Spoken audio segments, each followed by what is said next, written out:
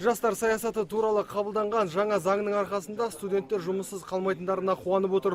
Өйткені бітірушілер қолдарына дипломдарын алған сәттен бастап жас маман атанып шыға келеді. Тіпті сынақ мерзімі де кезінде келісімшарт арқылы жұмыс жасайтын болады. Баспанамен қамтуға мәселе ол несие беру. Қазір дипломды алған жас, қазір кез келген жас өзі несие ала алады. Онан кейін мысалға дипломмен ауылға бағдарламасында кез келген жастарды дипломын алып болғаннан кейін оны қамтамасыз ететін тұғын. Үймен қамтамасыз етеді, оқу орнымен, жұмыспен қамтамасыз ететін тұғын.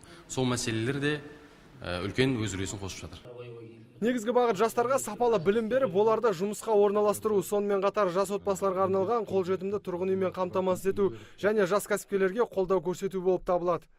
Мына мемлекеттік жастар саясаты туралы заңда өздеріңізге белгілі, мына жоғарғы оқу орнын бітірген жастардың алдындағы бұрын испытательный сұрақ дейтін.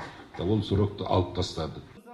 Жиында мамандар аталған заң төңірегінде студенттерге жан-жақты түсіндіріп, заңның ерекшелігі мен тиімді жайында баяндама оқыды. Нұрсұлтан Тұрысбек, Мұрат Адинаев, Сәкен Серхол, ТВК телеарнасының жаңалықтар қызметі.